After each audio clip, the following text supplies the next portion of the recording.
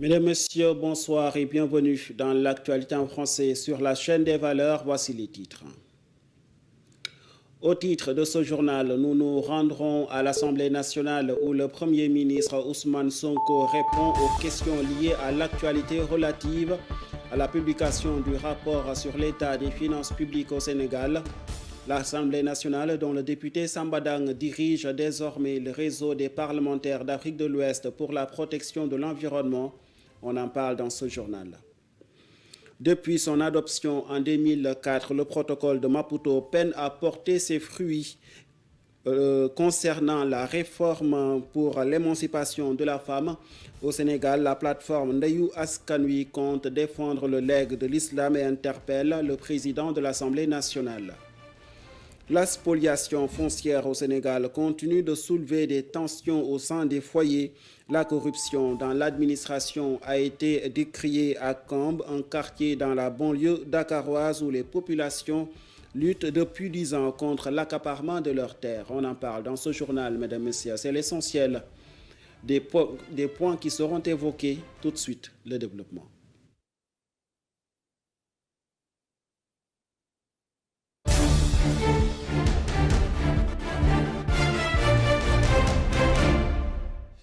Ousmane Sonko face aux députés de l'Assemblée nationale ce vendredi. Le Premier ministre va échanger avec les députés sur les enseignements à tirer des constatations graves et des recommandations qui ressortent du rapport définitif de la Cour des comptes sur l'audit des finances publiques. L'audit conduit par la Cour des comptes a révélé que le niveau de la dette publique du pays était largement supérieur à ce qui a été annoncé lors de la période 2019-2023.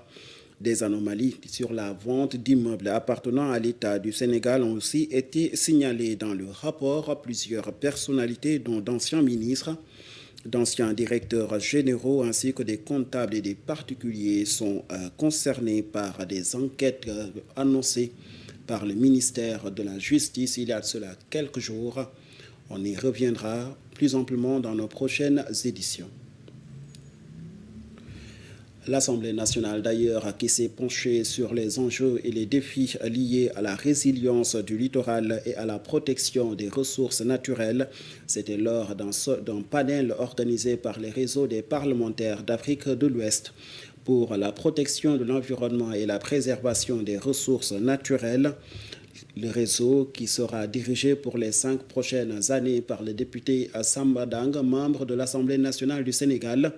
Ses objectifs à la tête de ce réseau, on en parle avec lui justement au micro de Cheikh Oumar Tall. Aujourd'hui, on était là pour faire d'abord le panel sur la protection donc, de l'environnement, mais surtout la protection donc, des côtes. Nous avons vu que les côtes sénégalaises sont attaquées et de plus en plus, on voit donc des côtes qui disparaissent.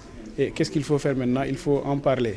Mais surtout des lois pour les protéger. Mais ces lois-là, ce sont les parlementaires qui les votent. Nous sommes obligés de les former et de les accompagner, de les outiller, afin qu'ils puissent apporter leur touche par rapport donc, au vote de ces lois-là. Après cela, comme à l'accoutumée, à la nouvelle législature, chaque fois, on renouvelle le bureau du réseau des parlementaires pour la protection de l'environnement au Sénégal. Et cette année-ci, on vient de renouveler donc, le bureau et on est accompagné par l'APEL et le PRCM qui nous ont accompagnés, qui sont nos partenaires techniques et financiers. Et on vient donc de mettre le nouveau bureau en place qui sera chargé les 5 ans à venir de penser et d'accompagner les parlementaires pour la protection de l'environnement. Et nous allons vers l'AG général, donc l'Assemblée générale, pour tout simplement donc l'ensemble des réseaux donc de l'Afrique de l'Ouest. Et le président, quand j'y viens de le dire, on va l'organiser à Dakar au mois d'avril. Et nous appelons aussi la presse à nous accompagner, surtout par rapport à la communication. Donc surtout par rapport au feedback qu'on doit donner et aux populations et aux décideurs. Après ça, maintenant, c'est tout simplement impulser ce dynamisme-là au niveau régional, que tous les pays de l'Afrique de l'Ouest puissent s'inspirer de ces lois, ou bien qu'on puisse avoir une loi sous-régionale.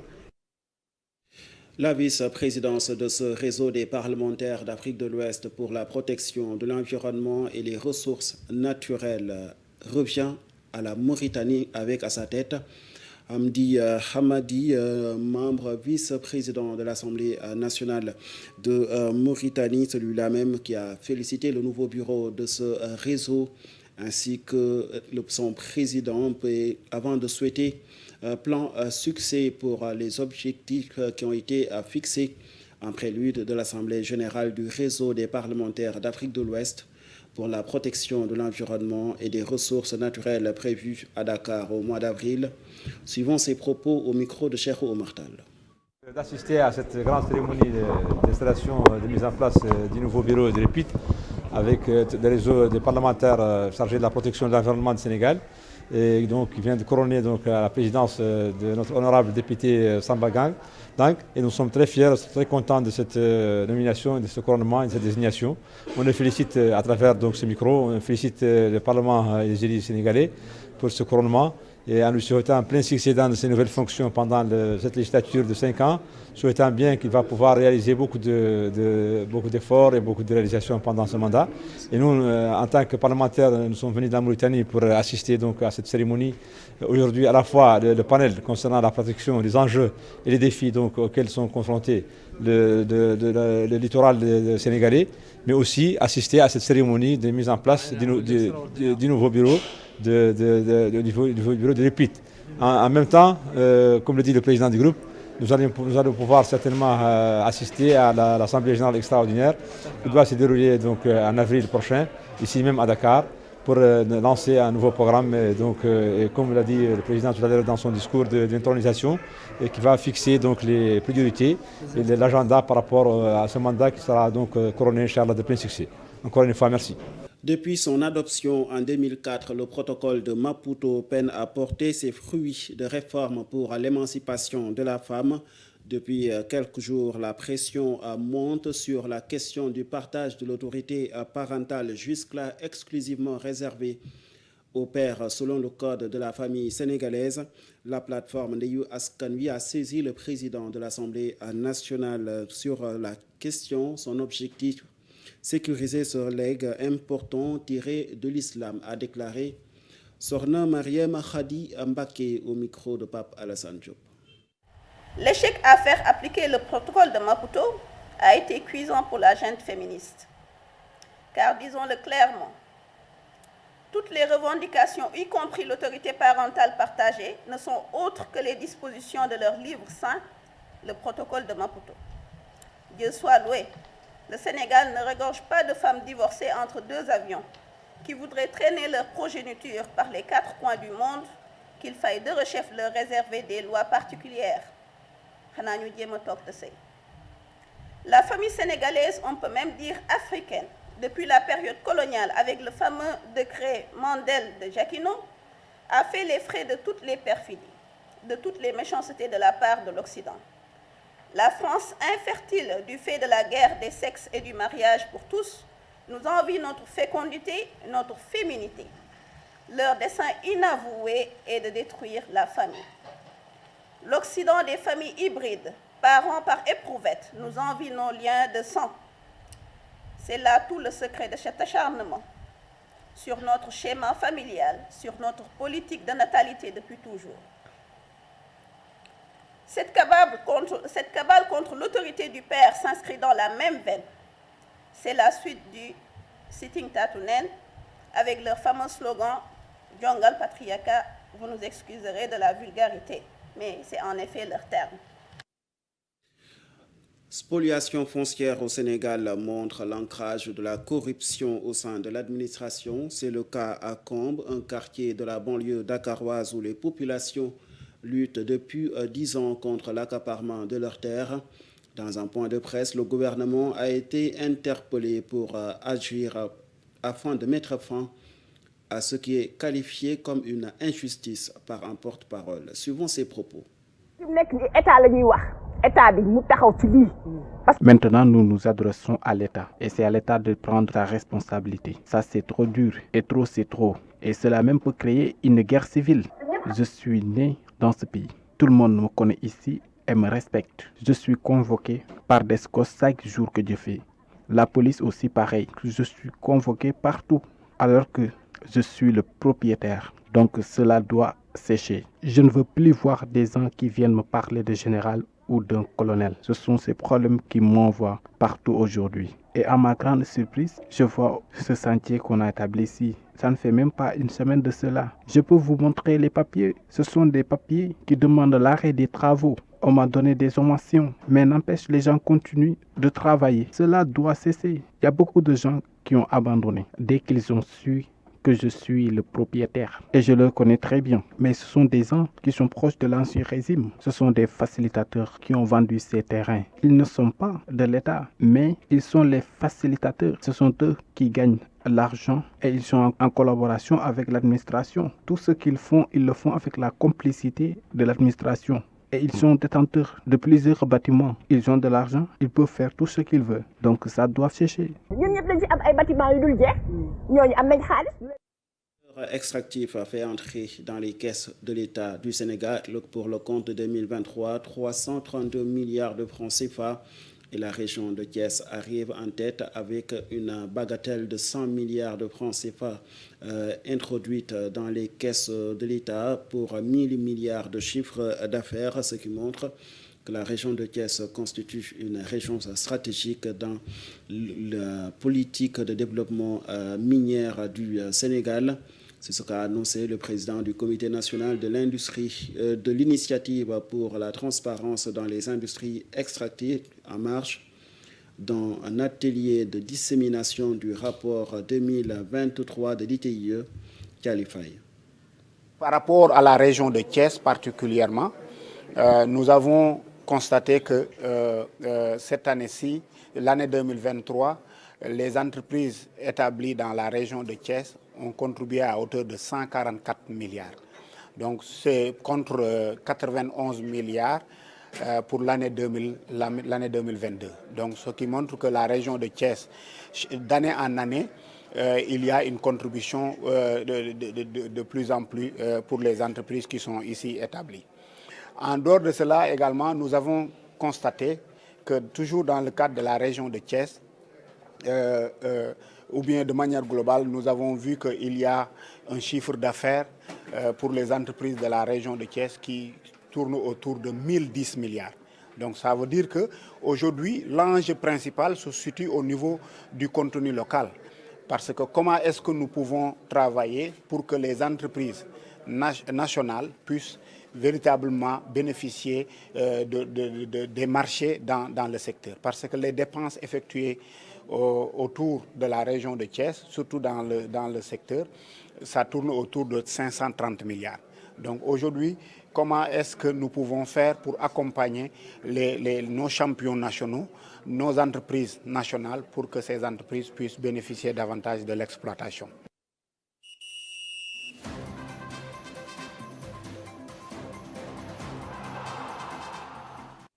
Or, nous parlons de la troisième fenêtre des qualifications à l'Afrobasket 2025. Le Sénégal qui fait une bonne entame grâce à une victoire importante face au Rwanda cet après-midi à Rabat. Les Lions du ballon orange ont battu en levée de rideau ce vendredi les Rwandais sur la marque de 96-73.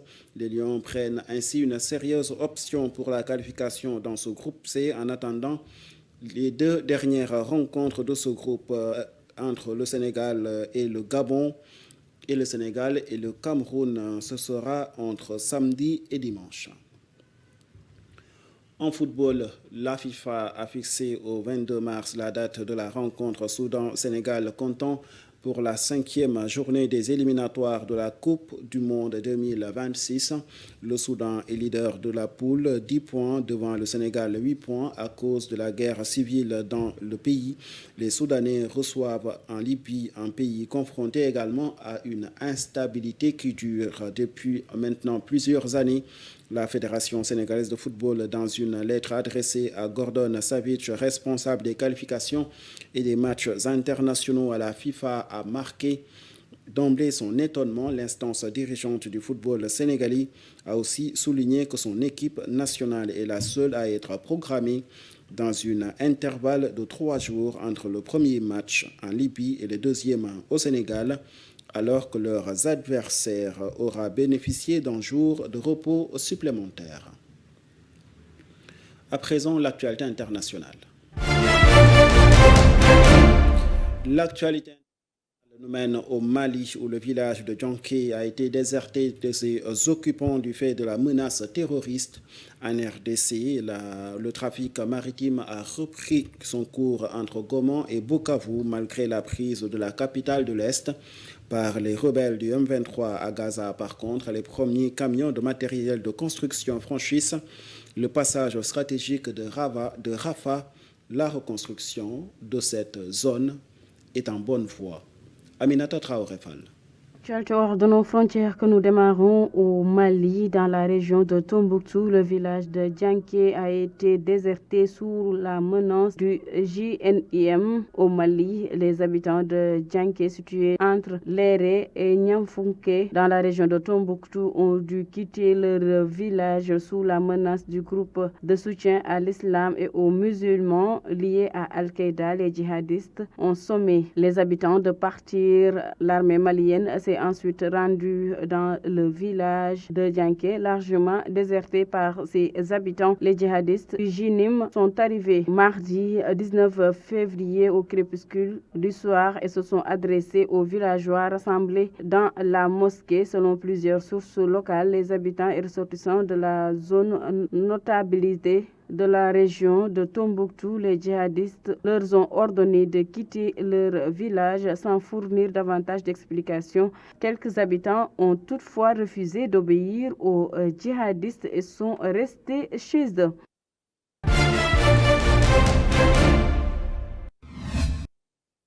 Et puis en RDC, le trafic maritime entre les principales villes de l'Est a repris en début de semaine après plusieurs jours de suspension en raison des violents combats entre les forces armées de la RDC et les rebelles du M23. Parmi les passagers qui ont quitté le port de Goma, Patrick Nadège, il était impatient de retrouver sa famille à Bukavu. Le trafic maritime entre les villes congolaises de Goma et de Bukavu a repris après plusieurs jours de suspension en raison des violents combats.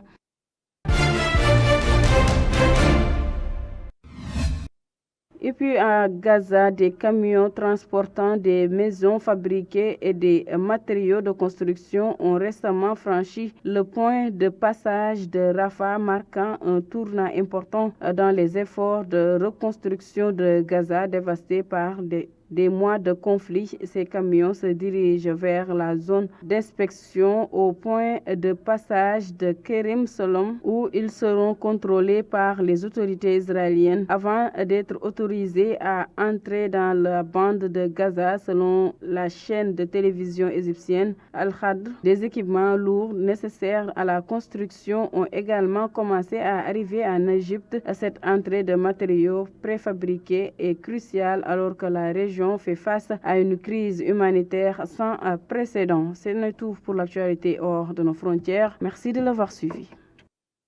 C'est tout aussi pour ce rendez-vous d'information. Merci de l'avoir suivi et très bonne suite de programmes sur nos antennes.